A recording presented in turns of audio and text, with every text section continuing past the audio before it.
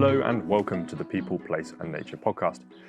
Today we have a special episode as we're talking with one of our fantastic sponsors, Vectorworks. Now, Vectorworks have been vital in supporting the podcast, and we thought it's really important to talk about some of the really fantastic work that they're doing. So in this episode, we're going to be talking about the role of technology in tackling environmental challenges. A lot of our listeners, especially on LinkedIn, are landscape architects, urban designers, engineers, arboriculturalists, all of that kind of thing. And this really has a lot of application in terms of what we can currently do and what we'll hopefully soon be able to do with advancements in design tools and technology. Now, who better to talk about this than Vectorworks landscape product specialist, Marketa Hermova? It's also important to remember that in order to help protect the environment and do our work in a more effective manner, we don't just need people who are out there planting trees or colouring things in green like I do. We need innovation in technology, new ideas and new data gathering to help make these decisions informed and deliver multifunctional designs and spaces, and also understand what these spaces are actually delivering for us. But before the episode, please check out our fantastic Vectorworks ad, especially if you're watching the video content, so you can see the sort of projects being delivered thanks to this software. And it's really, really interesting and really looks amazing. So please make sure to check that out. And I hope you enjoy the rest of the episode. I hope you've enjoyed the episode so far. Here's a quick message from one of our sponsors. Make sustainability a priority throughout the design process with a suite of tools built specifically for landscape architecture and design. Vectorworks gives you the freedom to follow your imagination wherever it may lead, with remarkably flexible software that integrates BIM for landscape and GIS workflows. Sketch, model, and document in a single tool with the world's most design-centric BIM solution. Discover Vectorworks Landmark and design without limits. Visit vectorworks.net to learn more. Wonderful to see you today. Thank you so much for joining us.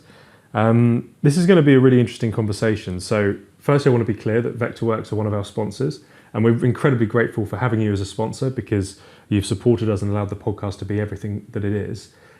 But one of the things we really wanted to talk to you was about, and what we've talked about before sort of between us, is about the role of technology in the environmental world. So I'm a landscape architect. Your background also is landscape architecture. Sure. And it's really interesting to see how technology is playing more and more of a role in the design of places and spaces, and sort of what more value can be added through its use and effective sort of management of keeping track of what's actually going on, because on big projects there's so many things happening. So it'd be really interesting to explore some of that, the role technology is playing now, and a bit about what you guys have sort of been up to in terms of trying to think about how we solve some of these challenges. So a big thank you for joining us today.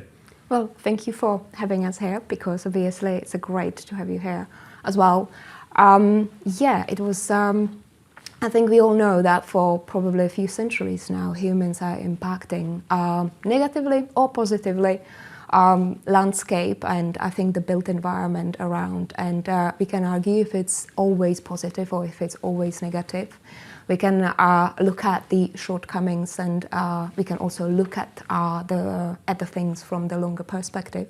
Mm-hmm. But overall, we've seen probably quite a big degradation of the landscape around us, especially when it comes to the build as such, and any activities which basically humans have done in the past centuries with regards to building their own homes, building their landscapes around. So technology brings, I think, the slightly different niche to the impact, where some can feel that that's actually bringing a bit more of a negative side, where many can feel actually it's helping quite a lot to many industries to move on from certain original practices and really be more effective and efficient.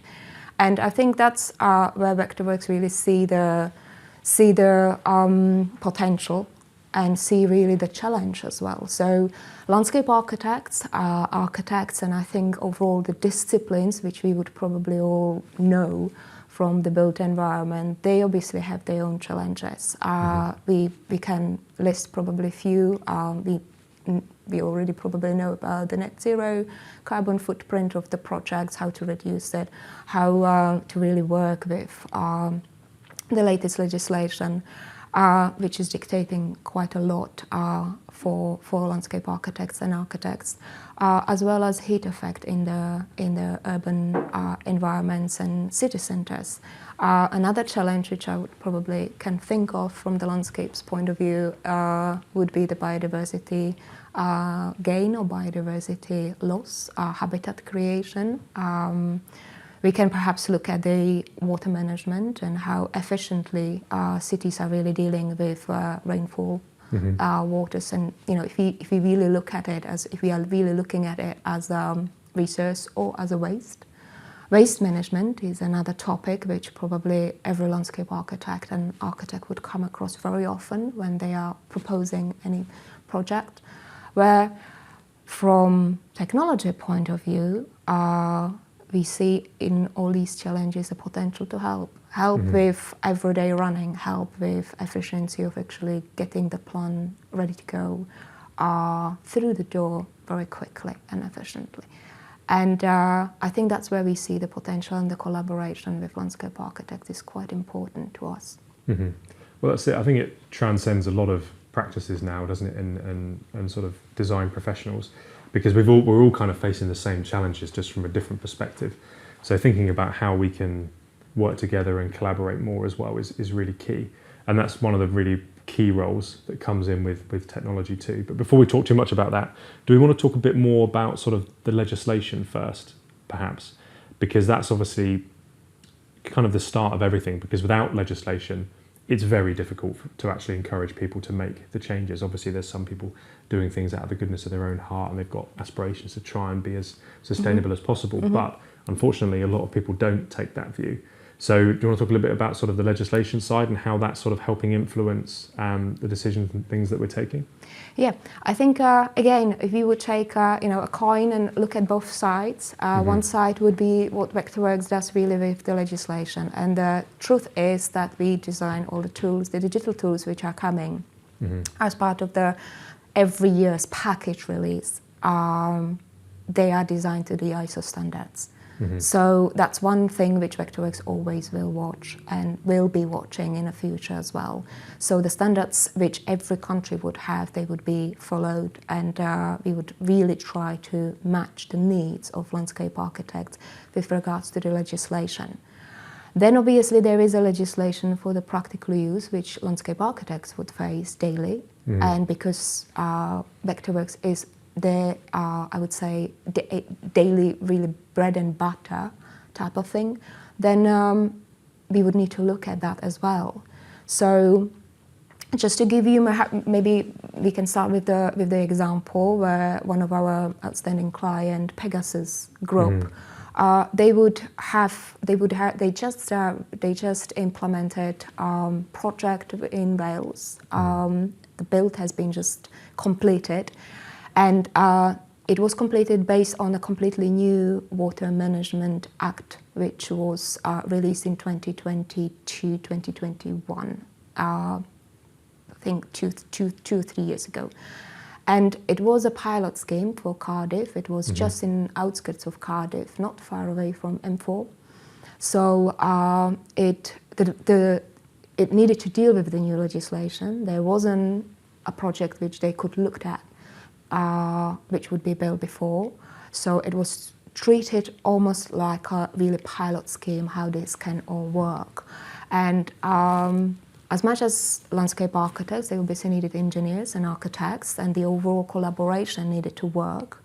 The design needed to apply really sustainable principles and come up with quite integrated process, which would be complex. And when it came to the sustainability of the site itself, obviously the developer, as part of their requirement, would really have the sustainability and the well-being of the inhabitants incorporated in the overall requirement. So the Pegasus Group, what they came up with would be basically applied sustainable principles with regards to water management, with regards to swales, with regards to ponds, habitats. So is it more sort of the drainage side, around sort of sustainable urban drainage systems? It's a bit of everything. And they basically created an environment which would be far more wildlife than what we used to see, let's say 5, 6, 20 years ago. As well as the build itself, they would obviously need far more wildlife, and that would be basically part of the requirement, which really, if we think about it, this wouldn't be seen 10 years ago in the legislation, incorporated so deeply as we are seeing now. So I think even the landscape architects can be really proud of themselves, how they basically are trying, how they are moving the legislation principles every day by their everyday work, which is really nice to see. And really great for us, obviously, to see how that works and how we can help with incorporation more and more of the digital tools and slightly different principles, how we can optimize their workflow so they can really achieve what they need to achieve in a quite fast manner. Yeah, no, I think that's right. And I think it's understanding those new requirements and then making that, the process of managing them easier. So for instance, I know that you guys have a lot of stuff in the software to sort of monitor where water is going and how it's moving across the landscape, which is becoming more and more important to, one, clearly see, because, you know, sometimes we're working on very big sites where, yes, you can sit there and look at all the levels and figure out, okay, well, that's falling that way and it's going that way. But being able to look at that very quickly and simply saves so much time, and anyone can understand it as well. So it's kind of taking those high-level principles of what we want to try and achieve and making it very clear in a very simple way to understand actually locally how it's influencing things, and then what your design is doing to respond to that and change that. So those things are really key in just making sort of the everyday life easier for people. Yep, absolutely. I mean, the digital tools which they were using for this particular project, it would be quite, as you just said, the analytical tools within the site model. They would be using quite a lot the site analysis on its own. They would be using quite widely the cut and fill calculations as well, because they needed to manage quite well the soil. They actually had the requirement that the soil that really shouldn't be moved and shouldn't be leaving the site. So again, that they were hoping that will reduce the operational carbon footprint, as well as obviously the overall operational side of things will be not as demanding. So that was another quite, I think, good application of the technology in practice, and how quickly they could basically calculate how much soil they will have as an excessive, where to spread it, how to work with the soil, and really make it not a waste, but work with it as a resource. And similarly to that, obviously the swells, the new ponds, the new habitats, which they are really I would say, type of wetland areas which they would need to produce. They would need to work with the ecologists. There would be obviously surveys done prior to the development itself, and they had quite extensive studies of the species from the flora point of view, as well as fauna. So there would be birds, there would be obviously other species and other animals, plants, which they would need protect.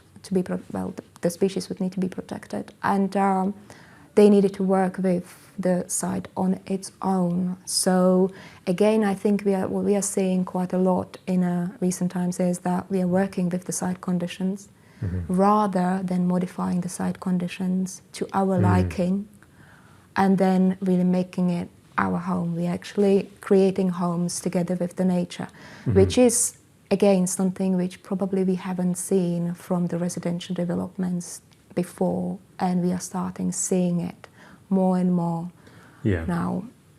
And again, that legislation is probably helping with this and helping really moving that forward. Now, I've mentioned the Welsh legislation. The same principles will probably come to England very soon. So this project would eventually be a flagship project, something to look at when it comes to monitoring, when it comes to the really successful scheme for a bigger city or bigger residential development. So yeah, we were proud to support them with the digital tools which we have, and yeah, there were many which they've used for this project. Habitat creation was obviously a big part of it. From the landscapes point of view, I think 70% of the overall gateway to the residential area has been landscaped. So that means hard landscape as well as soft landscapes. Well, the ratio which they would look at would help them to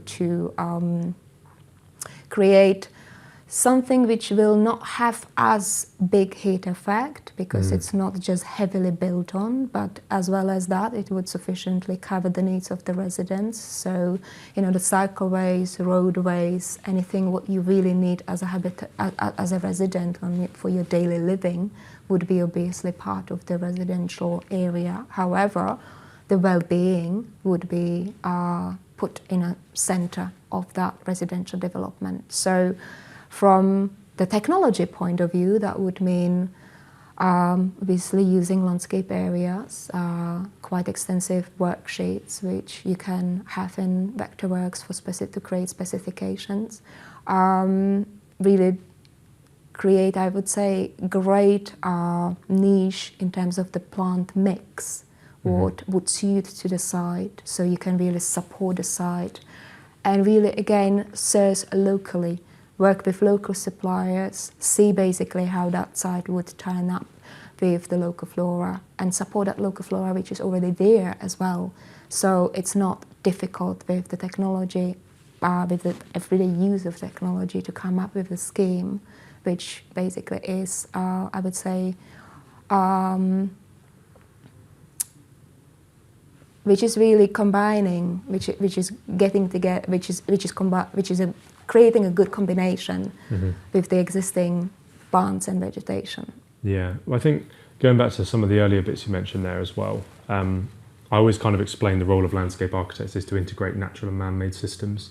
That's kind of like the core of what we should be trying to do, because the reality is you need city centres, you need, you know, new highways, all of these kind of things, but how do you work with the natural systems or the topography or whatever it may be that is there already, and either enhance that as part of the process or integrate it better. And I think that's really a key part of what we're seeing now through like all of these new bits of legislation, whether it be the new SUDS legislation or biodiversity net gain or urban greening factors to an extent, sort of in some of the cities, which is going to be expanded to more cities, no doubt. So all of those things kind of coming together are really key to help understand, and well, not so much understand, but sort of force us down the route of actually having to do it, because it makes sense for a lot of reasons, but without the policy being there, the implementation sort of just stumbles and falls in a lot of cases, because it's not always just about the ecology, so to speak, or even sort of the human experience, although obviously they're things we should be striving for. It's also about kind of, there are actually cost savings. And I think one of the big challenges for a lot of developers is the cost of designers initially, when things are uncertain, is often one of their biggest sort of concerns. But getting designers in early can save a lot more money when it comes to the implementation of these projects. So if they're designed effectively from the start, where you're not taking things off site, if you're not changing the levels massively, all of those things have really significant cost savings on the really expensive elements, which is the infrastructure typically that goes into these big projects. So being able to make that more efficient and addressed earlier in the process and understood clearly is really key, not only for those other aspects, but it will help reinforce that point. And as we move forward, there'll be more and more case studies where actually it clearly is cheaper, because logically it's cheaper and we know it's cheaper. But one of the big challenges is the sort of mindset shift away from, well, that's what we've always done, to trying to do something new. And you need the sort of legislation to sort of give it that push before it becomes the norm, if that makes sense. So I think there's a really key role to play in that, of helping that transition and the sort of clarity that can be sort of delivered through effective data and systems to enable that. And one of the really good examples you mentioned is soils. So and sort of taking them away. So we use Vectorworks. Full disclosure, we use Vectorworks most of the time, and we do a lot of cut and fill calculations, for instance. And we've done many projects now where we've managed to not have to import or export soils, because we've been able to move them around the site effectively to reduce that issue. It saves a lot of money in taking stuff off site, saves a lot of money bringing stuff in, and a lot of effort. And it makes absolute sense, but it can be very easily done wrong. So for instance, I was talking to a landscaper recently, so a practical landscaper, not a landscape architect, and he was working on a project for, I think it was a SEN school, and he'd gone in to do some of the landscaping, and he got there and they'd stripped all the topsoil away, and it was a fairly small site in an urban environment, and he said, well, where's all the topsoil and everything gone? And they said, oh, well, you know, we were told to clear the site, that's what all the drawings said, blah, blah, blah. And then, of course, they brought all the topsoil back again, but a different topsoil. So they sort of cleared the whole site for no real reason and then brought it all back again because that's what the drawings and everything they got said to do. And it's because it was done in a very sort of fragmented manner, whereas actually it needed like a much better thread, or actually if people could see that's how much was being taken away earlier in the process, they might have gone, oh, actually, do we need to do that? Or could we have stored it in the corner of the site? Or do we need to actually take it up in the first place? So I think it's also making those things visible that otherwise would probably be hidden away in some sort of specification document or in some notes somewhere, and it wouldn't necessarily be as clear as it is now. I agree. I mean, you've just mentioned really few benefits of having the technology within the landscape and built environment. And clearly, the communication side of technology is something we shouldn't overlook, because as much as it is about daily practice and obviously use of digital tools every day, it's also, you know, any technology helps us to communicate more clearly, consistently.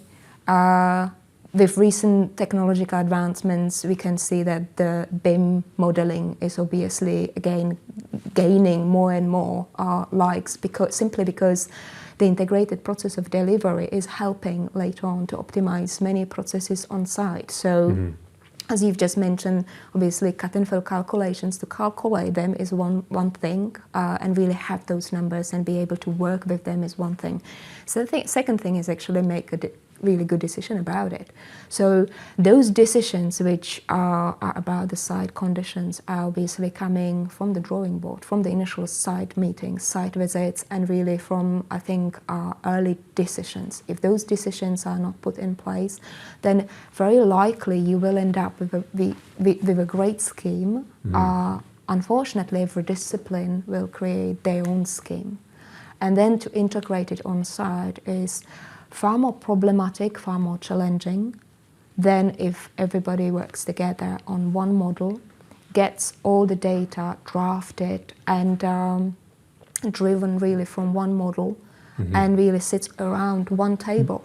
Yeah, I completely agree. Do you want to explain a bit more about what BIM is, just in case people are listening that they don't know what it is? Sure. BIM, Building Information Modeling, is basically a concept or a principle where the disciplines would be sharing one model, and that would basically be on a conceptual stage, and all the drawings and all the deliverables from the design point of view would be really actively being drafted out of one model. So then it is very easy to edit and make changes, as they obviously always occur, because any changes would be sort of live done within the model, and all your drawings, all your worksheets, material specifications, plan specifications would be automatically updated.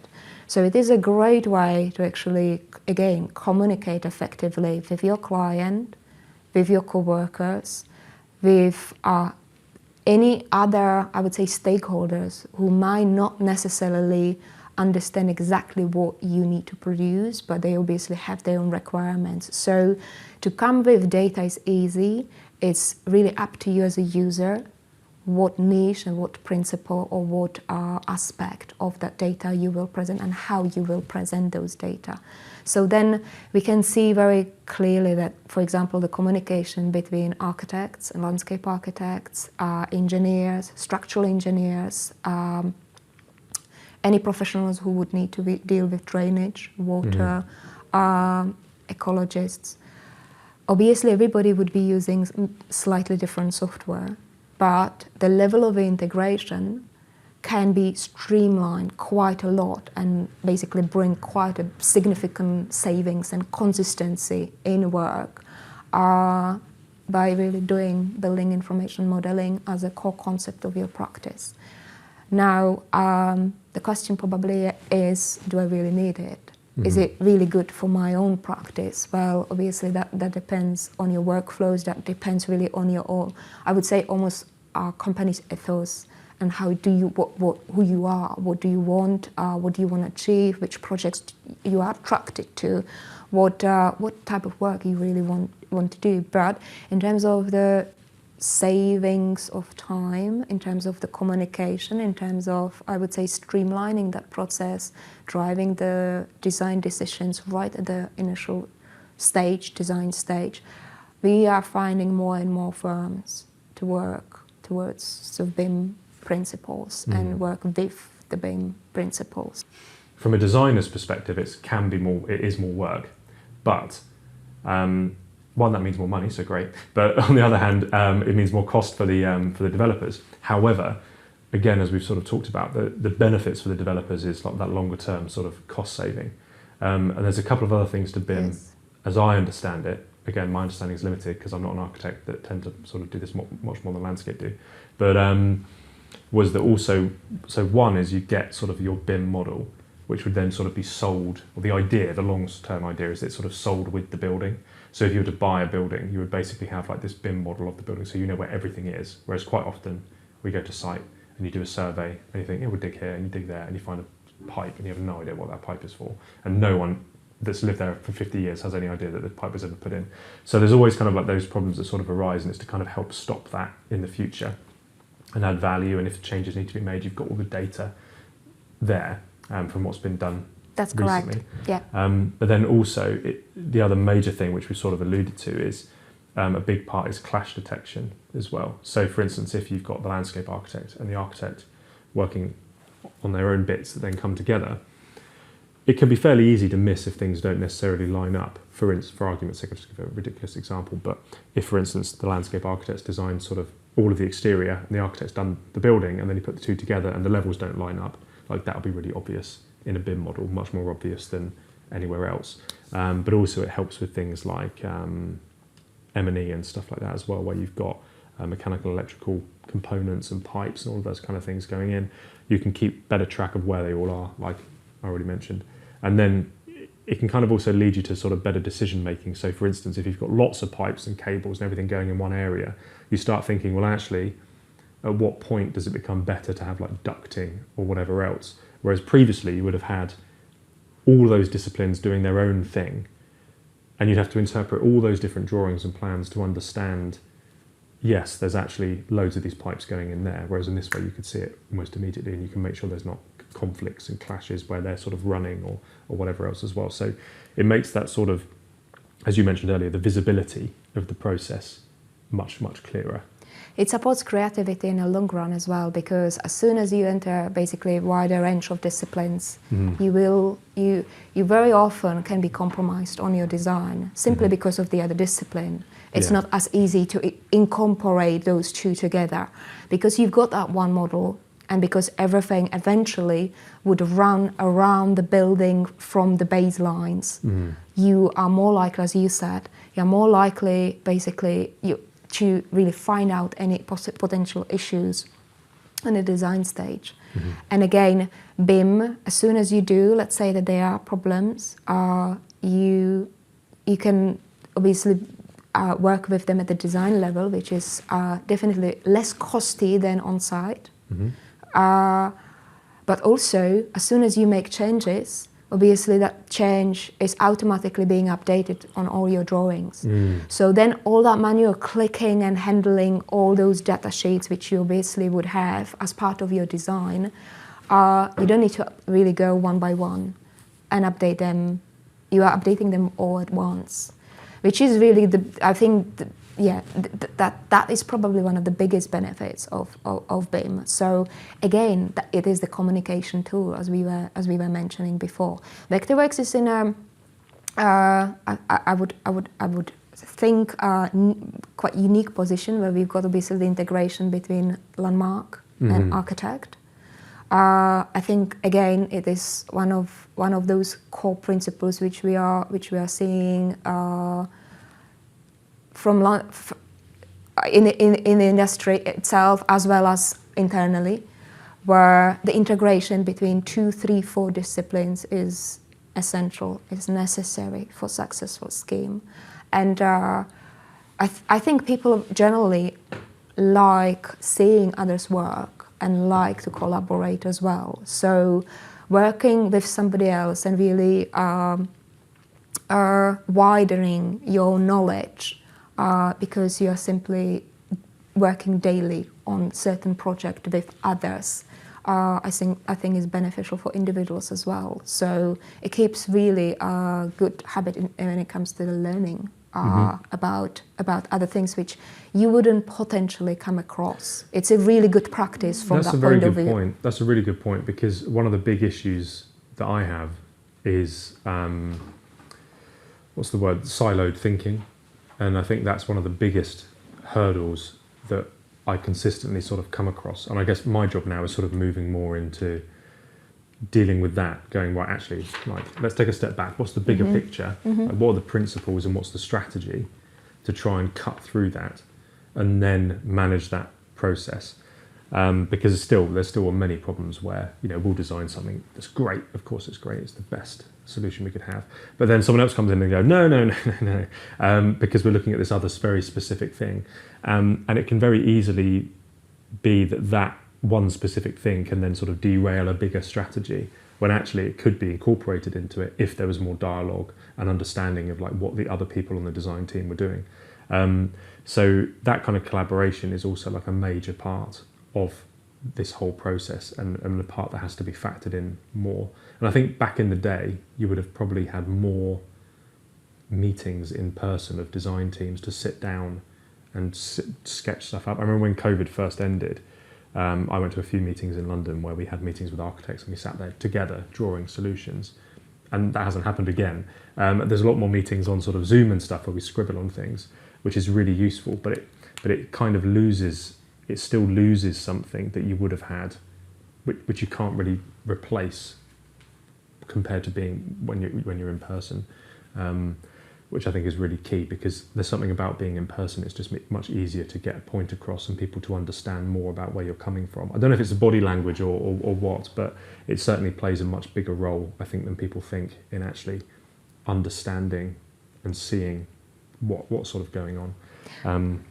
I think I would agree. I think production of all those drawings is one thing. Second thing is the presentation of them and the overall, really, I think, sell which everybody really brings on a table, saying, this is me, this is what, or this is we, and this is what we would like to implement. What about you? What about others? And I think same with the client. The client will have some vision. You as a practitioner will have probably a different vision based on the skills and based on your own experience with the side. Let's stay with the landscapes at the moment.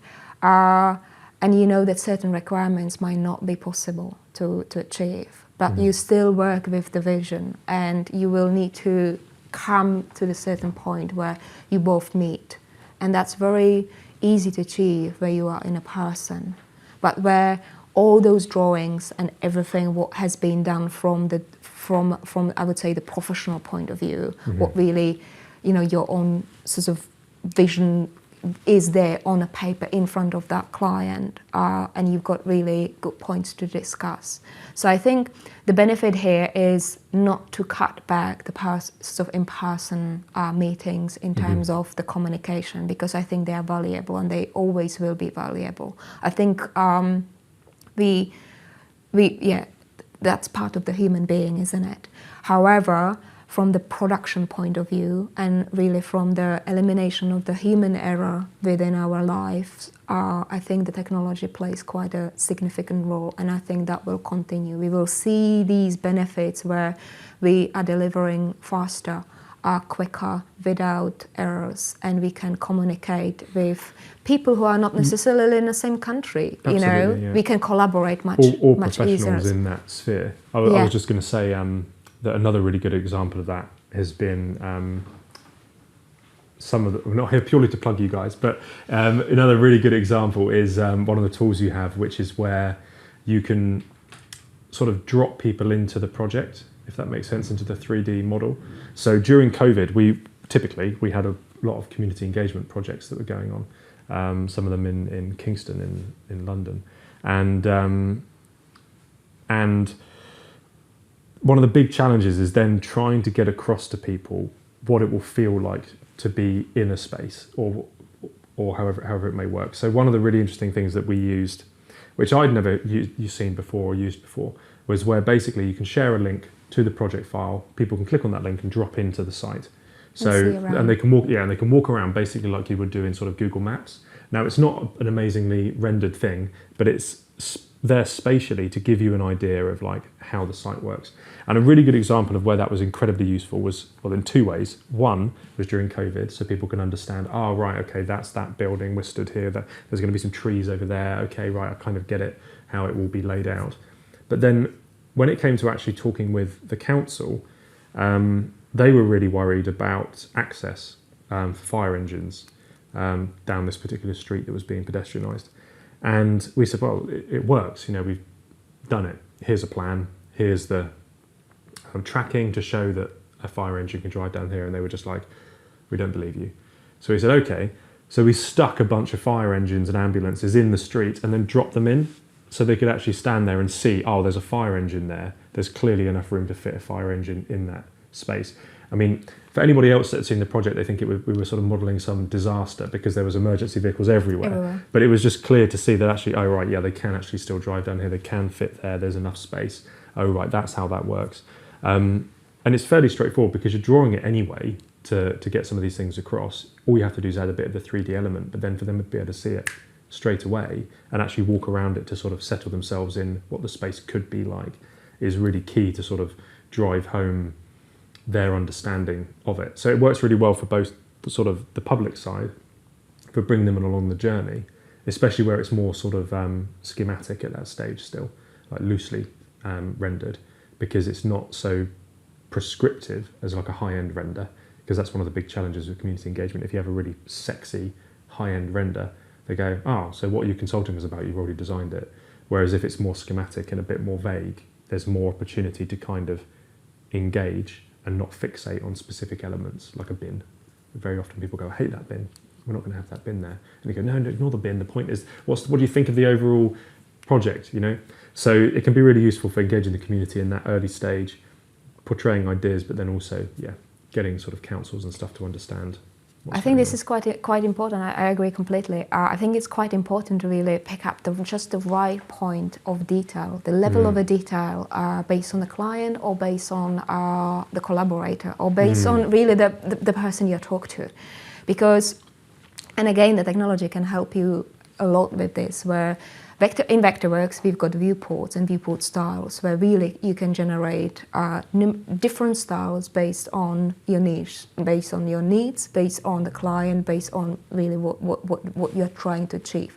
And I think that level of a detail is quite important for everybody because, as you mentioned, for somebody, certain level of detail will be way too much. They will be losing themselves in it and they will feel like, okay, there's no point to discuss anything because it's already done.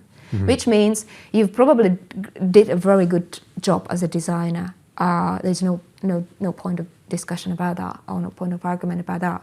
However, obviously it doesn't communicate very well with the client, so you're not getting the conversation with the client, and very likely you will want that conversation. As a designer, you obviously want the input, the feedback from your client to see really if they are picturing themselves in it the same way as you are, because at the end it's going to be the landscape for the school. It's going to be the school who will have the landscape. It's going to be your client who will have that garden. It's going to be, that park over there which will be used for people, and it's going to be probably locals more than anybody else. So if you are coming from somewhere else, if you're not local, then you probably really want to understand far more what the locals are doing. And I think that communication, to get that communication through your drawings, sometimes can be quite tricky. And again, the technology can help with this because you can achieve quite quickly slightly different level of a detail, slightly different niche, whether it's conceptual or a bit more detailed, or a bit more colorful, or a bit more really sort of let down a bit, where it can communicate just in the right tone. Now, if I'm going to a meeting and I'm, really ready to go, as a designer, I'm happy to present and I'm happy with the result, and I'm finding that it doesn't communicate with the client, I will probably go and change it. Mm-hmm. Now, again, with technology, you are changing it in a matter of minutes, where with the hand drawings, with everything being really done in an original way, you would need to go and redraw everything. Yeah. Which is, I think, again, that is another benefit, what you absolutely might come across as a practitioner, really. Mm-hmm. I think that's true. And I think the other thing is that going back to like the clash detection and really the advantage of having, because BIM models typically are 3D as well, or have 3D components to them, depending on the level of it. But basically, because you also get that wider context, which is really important, because again, it's very easy to look at a specific element, and even through BIM, you can still have that. But because you have got all of the context, if you are, for instance, zooming around a model, let's say, for instance, you're looking at a building, you're looking at an experience of coming down a corridor, typically you would just have the building. You wouldn't necessarily have all the landscape beyond, or you'd have an indicative landscape that's sort of drawn up by the architect as a placeholder, not at the actual proposals together, because it very rarely does that happen, especially on smaller projects. Whereas now, you'll be able to go down that corridor and see what's happening outside. So you start going, okay, well, what's the relationship between that? What is, actually, as we're moving down this corridor, it looks awful. Why is there a tree right in the middle of the view as we go outside? Maybe it should be more open and we should be able to see across the beautiful landscape we've got there, all these kind of things. Or, we can see all those cars, it looks horrible, let's put something there. So you start picking up all of those other sort of aesthetic qualities and issues that might arise outside of the technical. There's also the aesthetic and sort of beautification that the government loves to talk about at the moment, and all those other kind of things that are really sort of integral to making a great place and space for people, that otherwise, again, like, you may not necessarily understand some of that experience, or as a higher level of that experience, if you didn't have that kind of information together. Yeah, I think in terms of technology and the benefit for the clash detection itself, and the process of it, I think, again, we moved quite a lot. The way we are checking all the details and checking, really, I would say, different stages, because obviously the practitioners would landscape architects would work with in stage process. So to optimize really the process stage by stage and really go through, really apply that clash detection in every single stage to see how to even more optimize the next one is probably the way to go. And I think in the future we will see more and more of that, because again, we are eliminating quite significant amount of errors right at the beginning. Now, obviously with the new hardware, Apple, Microsoft, others, we might see a bit more of the really VR and really, see us being almost part of the model. That might be that might be, other sorts of potential way how we will start really looking at seeing potential errors and how we will really eliminate anything what would be major problem on site later on when it comes to the build. That's true. I think that's something we're already starting to see, I think. So that example I gave where we were sort of showing the council where the fire engines and stuff were, as part of the same project, we did have VR. So we also were giving people sort of the headset to wear, and because you can actually walk where you look, so you can sort of loosely move to the site. But we've also done it where we've designed play areas. So we do a lot of work with Davies White, the landscape architects who specialise in play, and they do a lot of really interesting play spaces. But again, it's understanding the space that you're in. So we've done several projects where we've modelled the schemes, the designs, got people to stand there on site and then put the goggles on, so they're stood at the point that they would be in the site, and then they're looking at the site rendered in 3D, able to see what will be there now in the future and the impacts it has on the setting and all of these kind of things too. So it's a really great way to convey the future experience. Again, it's schematic, but even more massive, like a massing model, but it's still a really great way to sort of explain and show how people will experience the site or get across the scale of something or the impact it may have or the layout or whatever else, to again start thinking, oh, okay, those people are going to cross from there to here, maybe we need to move that footpath or whatever. And actually one of the other examples is, which I also mentioned, was about walking down that corridor. It's because I remember someone was talking to me a while ago where they had, they went to an event where the whole team were almost in like a room with a giant LED wall, and the whole design team was sort of stood in this room with in the model, like inside the building, just walking through the building. And they were going, oh, well, we'll look at what do we see out of this window? What do we see out of the end of the corridor? What do we see as we move through the space? Oh, actually, this is a really silly place to have the door. Can't we move it over there because it makes the room less usable or whatever? So they were able to take people around. And I've had that on other projects, but again, it's responding to plans, not that sort of visual experience. And the difference is pretty stark because, you know, I've been involved in projects where, for instance, can't mention the project, but one, for instance, where a hospital was designed and then they realised that the ambulances couldn't actually get to the hospital, and you just think, like, how on earth does that happen? The basics. And then you realise actually happens quite a lot. So when you start working on more of these projects, and it's because there's so many people involved and there's so many other considerations that it's very easy for one of them to slip off. You know, when you're designing, looking at a big area, or how are we going to power it? How are we going to get people across from that building across this bridge? How are we going to that area floods, how do we tackle with that? So you're always pulled in so many directions. It's very easy to miss like silly little things like that where you think, well, it should be blindingly obvious really. But actually it's not that clear because there's so many other things that have to be dealt with as well. So there's always that sort of balancing. But being able to take those people, especially if it's something like that where you've got practitioners involved or the end user involved, understanding from their perspective the usability and everything of the space is really key too, and building that into the process is another like key part, as well as the stakeholder engagement and community engagement stuff shows it's really key. But I think I'm glad that you mentioned the playgrounds, for example, for kids. I think it's very difficult for us as adults to get the whole experience which will kid have from that design space.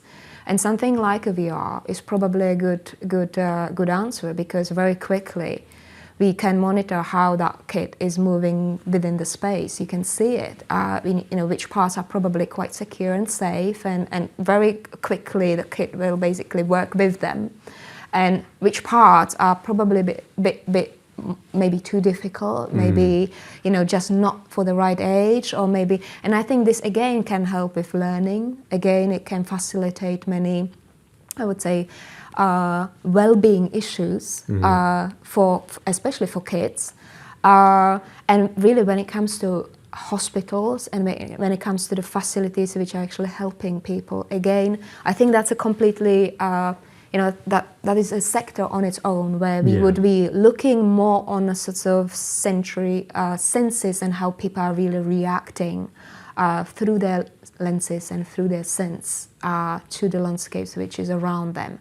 And very often they would be probably taking it from the different point of view than if it's a normal daily run.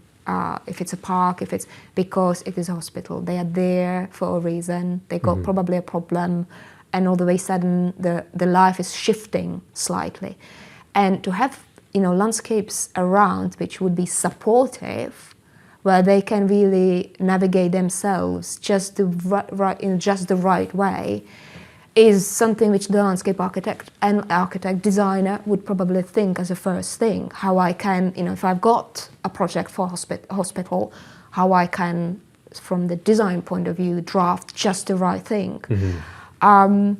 We don't think about, it needs to have a path, or it has to, because that's just automatic. So it is very easy to make a mistake. And again, technology is quite good at eliminating that very quickly. So the designer can really focus on the creative side and not be in a position where he or she needs to compromise quite a lot on the design side, because again there is something missing, or again they are not quite satisfied with this, where we would see then our collaboration needs not being very well met just because it hasn't been properly discussed in right at the sort of initial stage, and it is very difficult to go back and forwards. So it depends really on a niche of project. I think hospitals, playgrounds are exactly those projects where you would have the VR implemented quite. It would help. It would definitely help to have that experience as a client before you are moving on into the next stage. Mm-hmm. Yeah, no, absolutely. I think it's really key because it has a different level of sort of challenge associated with it in experience because of the nature of what they are, and especially as we start looking more like preventative healthcare and things like that. You know, we know that actually the design of hospitals could be an awful lot better to make the patient experience better and recovery better and all of those things, and really they should be designed around those principles. Unfortunately, they're not really in this country. But as we move to that, hopefully move more to that standpoint, that whole strategy for sort of hospital spaces becomes like much more integral. And you know, again, going back to the BIM modeling, this is something which might help because you would have already the building, let's say that it would be restoration of part of the building only, but immediately you've got those data, you are very likely, and it's quite easy and quite cost effective to actually draft landscapes around because you've got that model already. And to integrate those two parts together is all the way sudden much easier from the professional's point of view.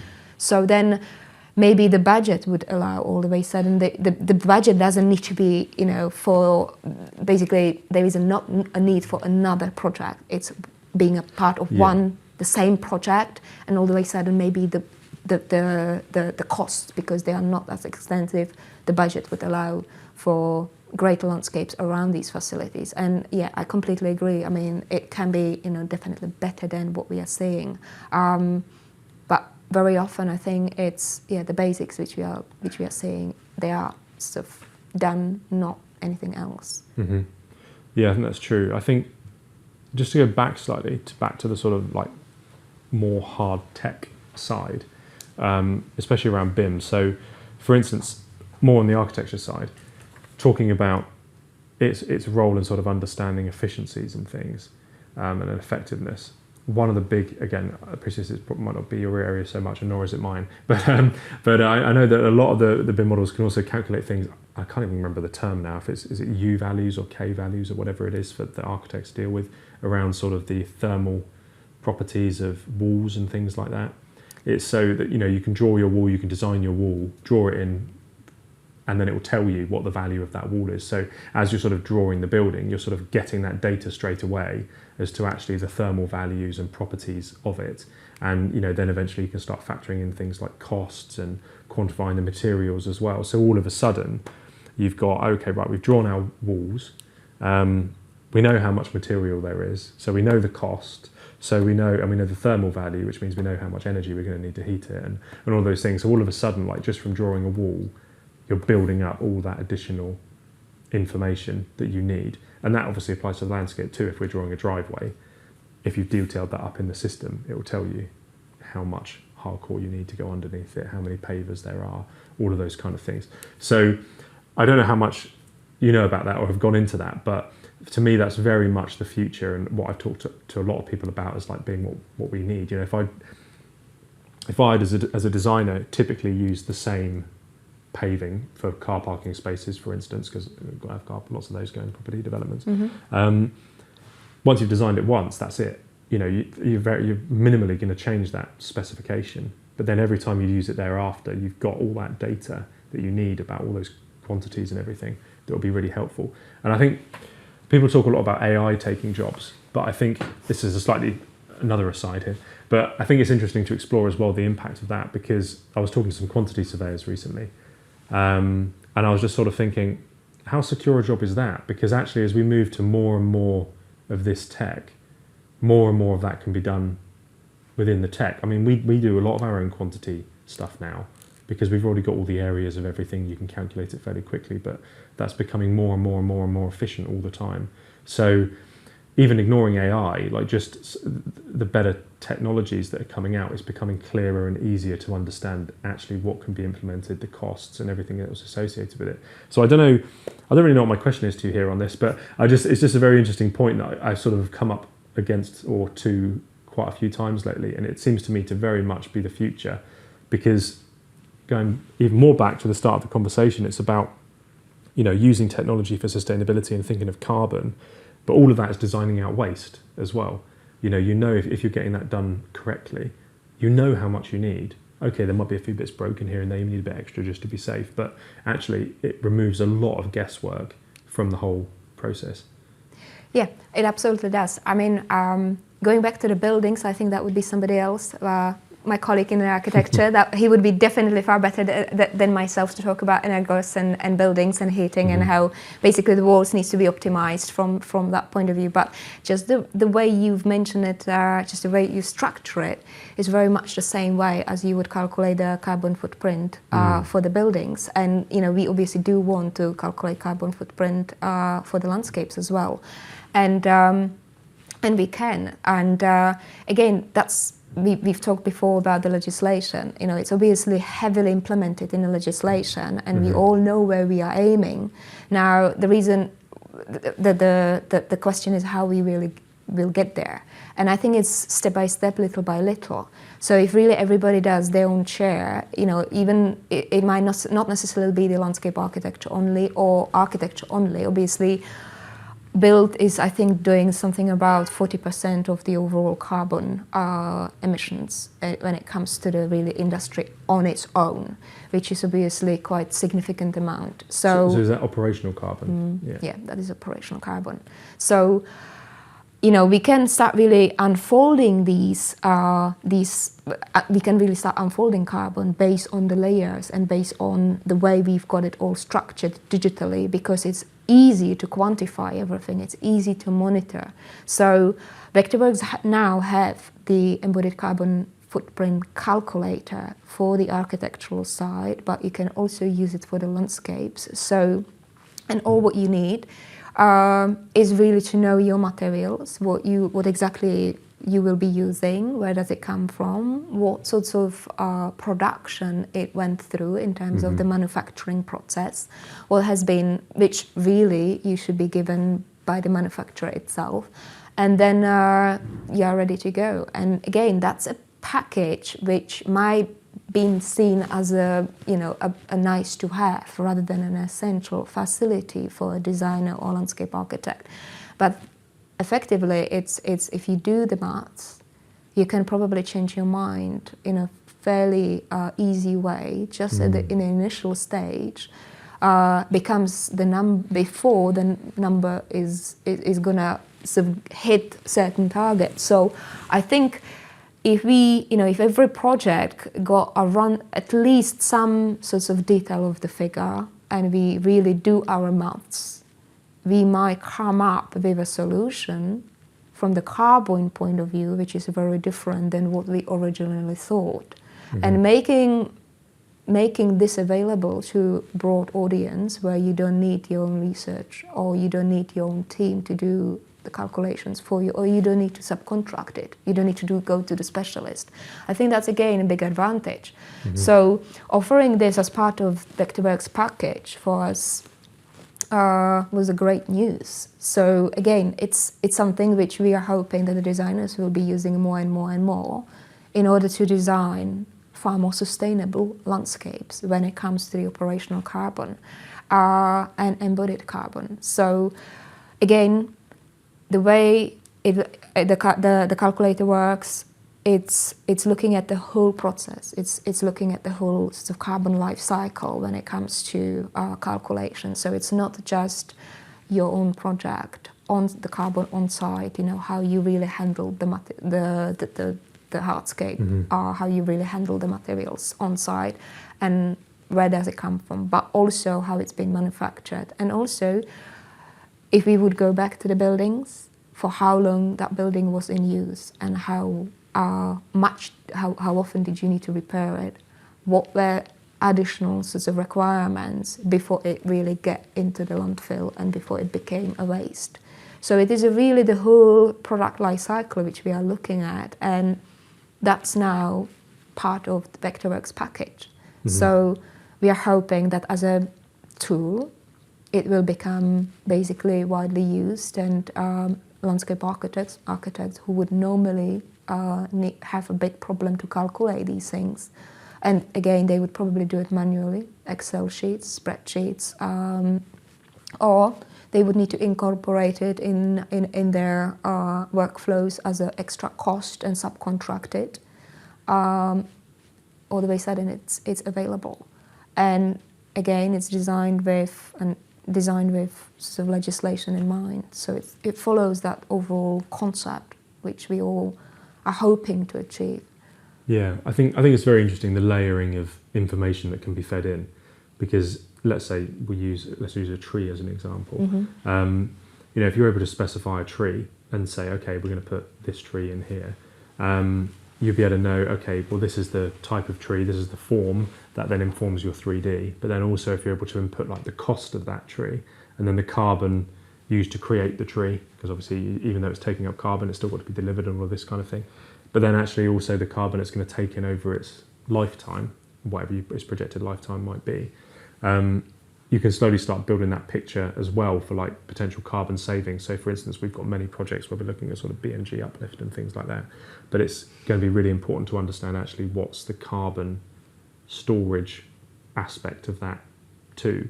So being able to add all those sort of layers of information in, my dream is for one day to be able to just colour in a bit of something and then know everything about that as much as possible. What's the based on the subsoil, what's the potential like permeation of water into it, what's the nutrient removal of that, what's the carbon production or sequestration of that process, what's the biodiversity unit value, all of those things.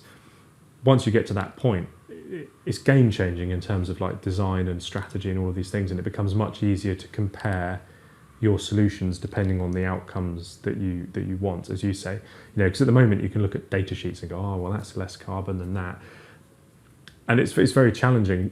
And depending where you are, the legislation changes. I've been having this conversation a lot. The big question is around what is sustainable. That's one of the big questions, because depending who you talk to, it's totally different. And depending where you are, the priorities need to be different. It can't always be carbon. For instance, some areas, major water issues, recycling can be more carbon intensive than virgin materials, but should we be mining everywhere? There's another question, and producing loads of waste. So, there's this big discussion around actually what works best where, and it will have to change depending on context. So the more information you have, the better. I agree. I mean, when it comes to the carbon, we know that the overall we know the overall target, but obviously everybody is in a slightly different situation, and I think everybody would need to take it from a slightly, I would say, local point of view. So what can really fit for one type of stakeholders will probably not fit into the others, and the same with the sites. And I think that goes back to what I was saying. We learn to work with the site rather than achieve what we want and then think about landscapes around and wildlife as a sort of it was always taking a back seat. Thing as, okay, what we are doing around those buildings we build, because that was the major target, which was fine. I'm not saying there's something wrong with it. I think we are learning to optimizing it, and I think that's again a good point where we are learning from our previous mistakes, or we are optimizing more and more what we are doing, the processes. And I think even that is good enough. It's definitely better, and it's definitely something rather than nothing. So from the carbon point of view, I think we are heading in a good direction, because we are really placing effort into many different directions, and I think it's visible.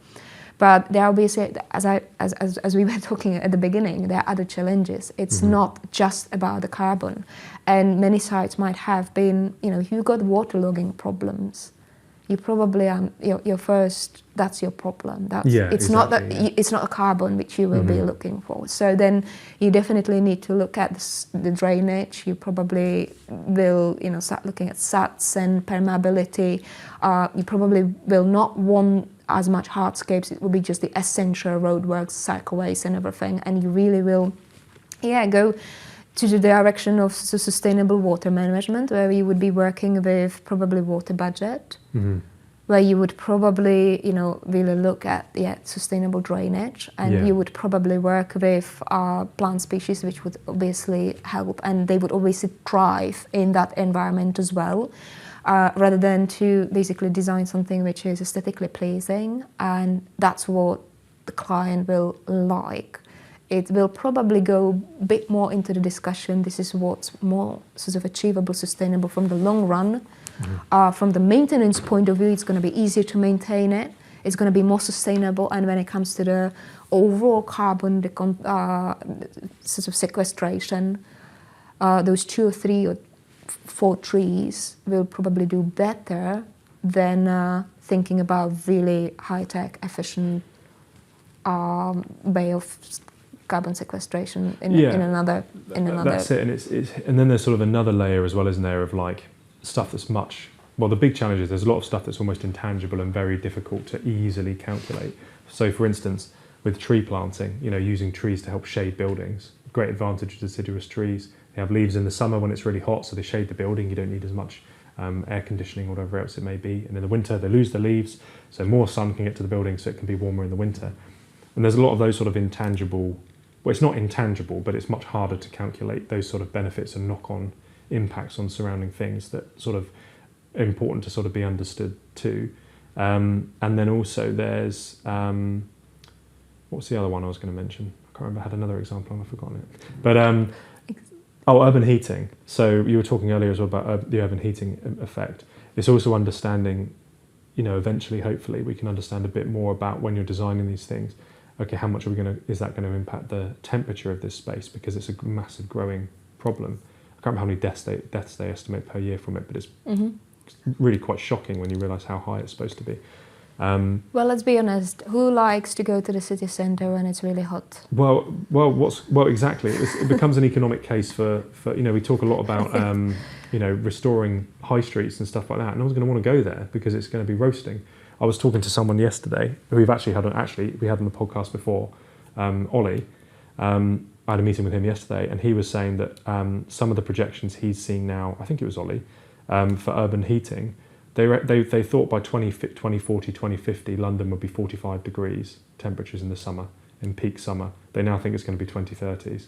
So it's a pretty shocking thing, because actually, if you're listening to this, we need to put that stuff in now. It's no good putting it in then, because it won't have time to establish, and also it's not going to survive. That's the other problem. A lot of stuff we're putting in is not going to survive these temperatures and these changes. So there's a lot of stuff we've got to start factoring in right now in terms of resilience and sort of thinking, okay, how do we tackle those problems ahead of time? And that's all with that's still with all the London plane trees there. Yeah. Imagine if they are not there. Yeah, exactly.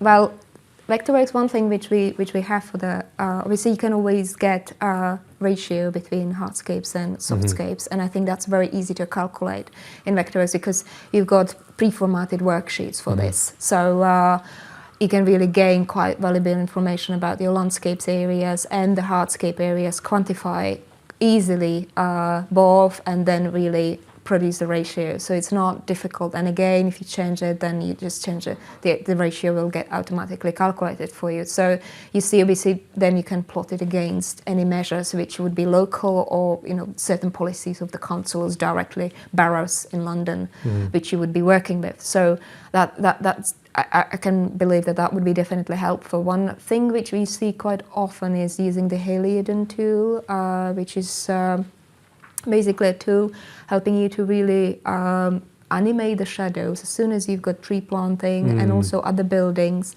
you can see how the shadows will go, and you will see where the direct light is during the day. You basically really can get a very good understanding of the site with all the existing heights as you would model them. So again, the 3D modeling might be a good answer for a heat effect, where you will be familiar quite quickly where the shadows are, where the major heat effect will appear, and design with that in mind. So certain habitats, certain plants, I think we learn to work with local aspect of planting and with sort of the conditions as it is. So maybe the lighting and water challenges are just the next step, where we were really thinking about that a bit more, so we don't need to irrigate heavily. We are saving on that, as well as we are working with the light conditions as we have them. And we are maybe eliminating any severely negative aspects of it just by optimizing the landscapes, by adding a little bit here and there, rather than really redesigning rigidly everything around as we used to. It's costly. It doesn't sometimes bring the benefit which we were hoping for. And with the digital tools which we've got available, it's not difficult to do it. So again, that's a design stage rather than the site implemented already, thinking, okay, we've got all these trees. It's obviously we checked all the boxes when it comes to the ratios, how much of a tree planting coverage we're supposed to deliver. I think it's not about that. It's really working. It's about working with the site and basically gather as much data, gather as much information as possible, and then making these effective decisions right at the design stage. So that is a heat effect. Biodiversity net gain will hopefully be the right answer for that as well, where the landscape architects will work much closely with the ecological teams, and again we will get far better understanding of what effectively is sustainable when it comes to the longevity and really I would say sustainable planting with regards to the long-term carbon sequestration, heat effect, and really elimination of these negative aspects we've seen in landscapes on a daily basis. No, I think that's a really important point, and really something really that we need to sort of work towards and help understand and embed in everything we do. And I think that's a really interesting point to sort of end on as well, because I think we've covered really quite a lot of different things and ways that technology is really contributing to tackling all of these challenges, and what more it's sort of evolving to do as well as we move forward. So thank you so much for your time, and it was really fantastic to have this conversation with you, really interesting. And I look forward to catching up with you guys in the future at some point, once new bits of tech come out and new ideas are sort of come forward, to see how perhaps we are moving in to tackle some of those new areas that are sort of emerging as areas of opportunity or concern. So yeah, thanks again, and look forward to catching up with you soon. Thank you very much, and lovely to see you. Sorry to interrupt, but this episode is sponsored by Water Offsets. If you are working on projects where you might need environmental credits, then they are the people to go to. They specialise in not only biodiversity net gain credits, but also water neutrality and nutrient neutrality too. So if you have an estate, a farm, or some other kind of landowner, or interested in that kind of project, then they could really help you find new ways of funding those projects and diversifying your land and farms, to take you through the whole process. And if you're a developer who's run into problems, then actually they can help provide those credits that you need to unlock your land and get your development done. So check out Water Offsets if you need help with any of those things. Many thanks. I hope you enjoyed this episode. If you're interested in finding out more about how you can make more attractive and multifunctional spaces and landscapes, then why not check out our episodes with John Little or Marion Boswell, where we talk about just that. Don't forget to like, subscribe, share to friends and colleagues who might be interested, and a huge thank you to our incredible sponsors, Water Offsets and Vectorworks, our kind supporters, Gillian Goodson Design and the Birmingham Botanical Gardens, and of course, NDLA and Monster Don for powering this episode.